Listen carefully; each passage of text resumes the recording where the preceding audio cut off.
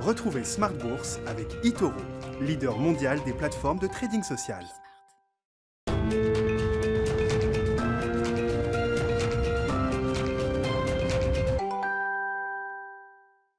Et c'est reparti pour Smart Bourse, votre double dose quotidienne de marché en direct sur Bismart, chaque jour à la mi-journée, 12h30, 13h, et le soir, la grande édition, le grand digest de l'information économique, financière et boursière pendant 1 heure à partir de 18h30. Au sommaire de cette édition ce soir, le boom économique américain et la vérité des chiffres, et des chiffres qui montrent effectivement que l'économie américaine est en pleine phase d'accélération. Coup sur coup, on a eu aujourd'hui la publication des ventes au détail pour le mois de mars aux États-Unis, un chiffre extraordinaire qui dépasse toutes les attentes du consensus avec une hausse de près de 10% sur un mois. On a eu également les inscriptions hebdomadaires au chômage, comme chaque semaine évidemment, mais qui marquent un plus bas depuis le déclenchement de cette crise pandémique. 576 000 inscrits au chômage aux États-Unis sur la semaine écoulée, c'est un plus bas depuis 13 mois. Et puis des enquêtes de conjoncture pour la partie manufacturière à Philadelphie, à New York pour le mois d'avril, qui là aussi montrent un moral retrouvé et grandissant chez les chefs d'entreprise. Tout ça donne évidemment des marchés actions positifs. La clôture a été positive en Europe. Wall Street est en hausse actuellement. Le phénomène de marché qu'on va essayer de décrire, c'est quand même la détente des taux américains. Malgré ces bonnes nouvelles, il semble qu'une bonne partie était déjà anticipée par les investisseurs obligataires, puisqu'on voit un 10 ans américain qui reflue assez nettement de plusieurs points de base pour retomber à 1,55% au moment où on se parle. Les explications de deux économistes qui seront avec nous dans Planète Marché dans un instant. Ce sera à suivre dans Smart Bourse. Notons quand même un point de tension géopolitique qui n'est pas anecdotique. L'administration Biden s'attaque à la Russie avec un set de sanctions, une série de sanctions qui visent à la fois des entreprises, des diplomates, des personnalités russes, et puis la dette russe d'une certaine manière qui est visée également par les sanctions américaines, puisque l'administration Biden va interdire à partir du 14 juin aux institutions financières américaines d'acheter de la dette russe nouvellement émise. On a vu des troubles sur le marché des devises avec un rouble qui a pas mal reculé déjà ces derniers jours, des sanctions qui font référence à l'implication potentielle de la Russie lors des dernières élections ou encore au piratage informatique de l'entreprise SolarWind. Et puis dans le dernier quart d'heure de Smart Bourse, chaque soir, le quart d'heure thématique, on parlera ce soir de finances solidaires avec Frédéric Villot qui sera avec nous en plateau à partir de 19h15, le fondateur de Mediatico.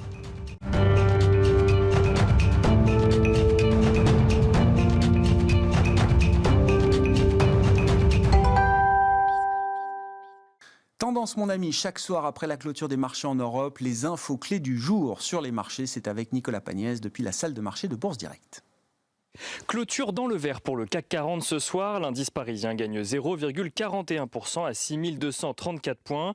La séance d'aujourd'hui qui a été marquée par la publication de nombreuses statistiques de part et d'autre de l'Atlantique, mais aussi par de nombreux résultats trimestriels d'entreprises. Sur le volet statistique, tout d'abord, les investisseurs ont pris connaissance ce matin de l'inflation en France qui ressort comme prévu à 1,1% sur un an, tandis qu'en Allemagne, celle-ci est confirmée à 2% sur un an.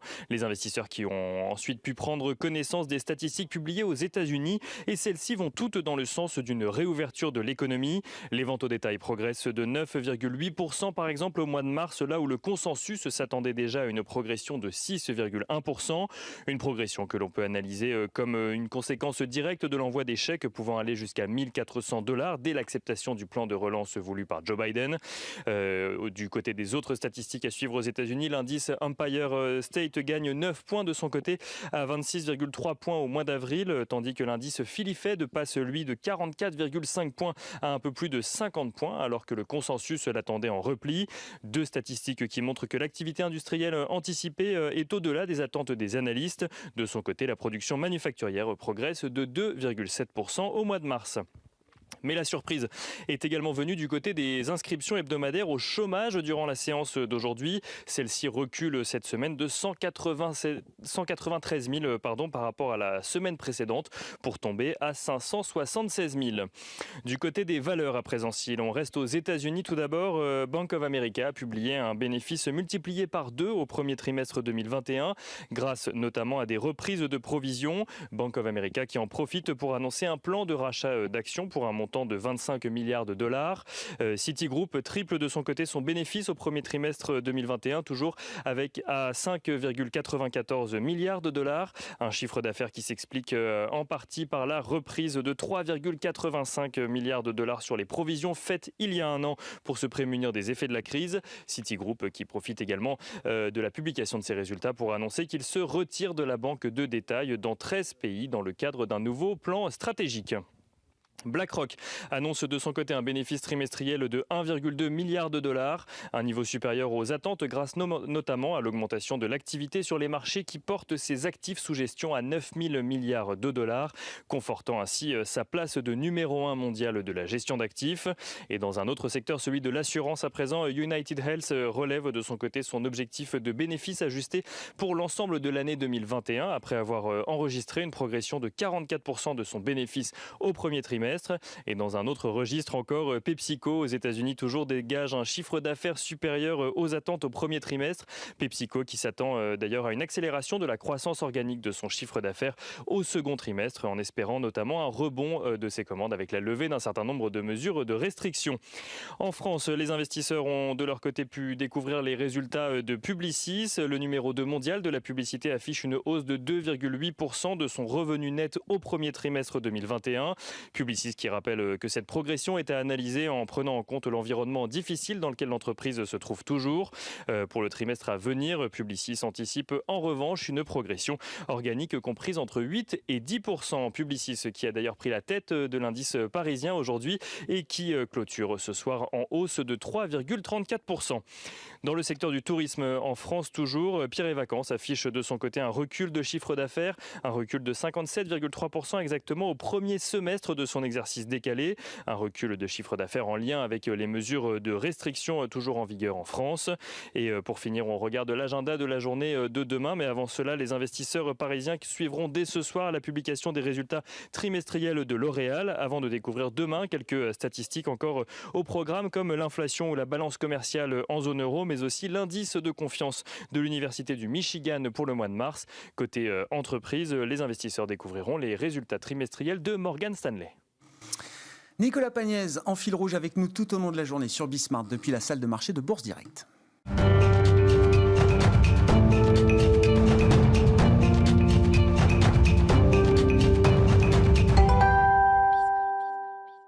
Deux invités avec nous ce soir pour décrypter les mouvements de la planète marché. Michel Martinez nous accompagne, chef économiste Europe de Société Générale CIB. Bonsoir et bienvenue Michel. Bonsoir Grégoire. Bonsoir à Julien Pierre-Nouan qui est avec nous également ce soir. Bonsoir. Bonsoir. Merci d'être là, directeur des études économiques et de la gestion diversifiée de Lazard Frères Gestion. Commençons avec cette série de très bonnes nouvelles en provenance de l'économie américaine. Tout le monde s'attend à un boom économique aux États-Unis. La question est de savoir de quelle ampleur va être cette accélération de l'économie américaine. On commence à avoir des indices et des évidences assez matérielles.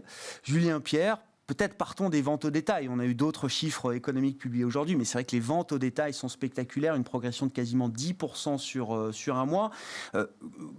Comment est-ce qu'on lit ce chiffre ? Qu'est-ce qui a fortement rebondi ? Qu'est-ce qui explique cette hausse de 10% spectaculaire ? Et qu'est-ce qu'on peut tirer comme enseignement peut-être pour la suite de l'appétit de consommation de retour aux États-Unis ? Alors, déjà, on sait qu'en février, la météo avait un peu pesé sur les ventes au détail et donc avait pénalisé le chiffre. Donc, on a un effet rattrapage là-dessus. Mais c'est sûr que c'est un très bon chiffre. Pourquoi ? Parce qu'on a eu les envois de chèques. Et on a aussi la réouverture qui commence. Et ça, on le voit notamment quand on regarde les dépenses de restauration qui ont progressé de 13% sur le mois. Ça faisait longtemps qu'on n'avait pas eu de hausse de ces dépenses. Donc ça montre qu'effectivement, l'économie américaine se réouvre petit à petit et que le consommateur américain est au rendez-vous.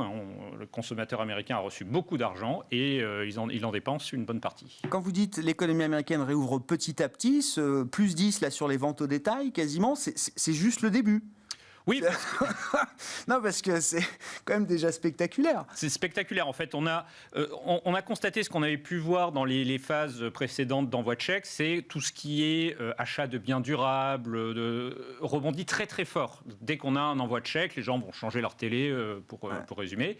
Là, ce qu'on voit, c'est que le reste de l'économie qui était un petit peu en retrait commence à redémarrer. Et on pense que le mouvement va se poursuivre. Bon.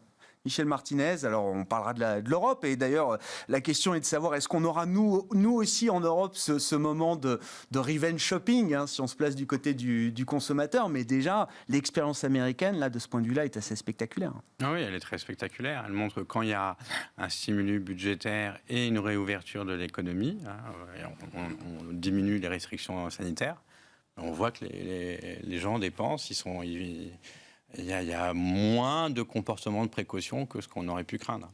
Donc là, la normalisation de l'activité, elle est assez rapide. C'est ça l'enseignement des États-Unis actuellement, et c'est aussi un peu l'enseignement qu'on avait eu l'an dernier en Europe, l'été dernier, hein, quand on avait assoupli les restrictions sanitaires. On avait vu qu'il y avait aussi une forte reprise de l'activité.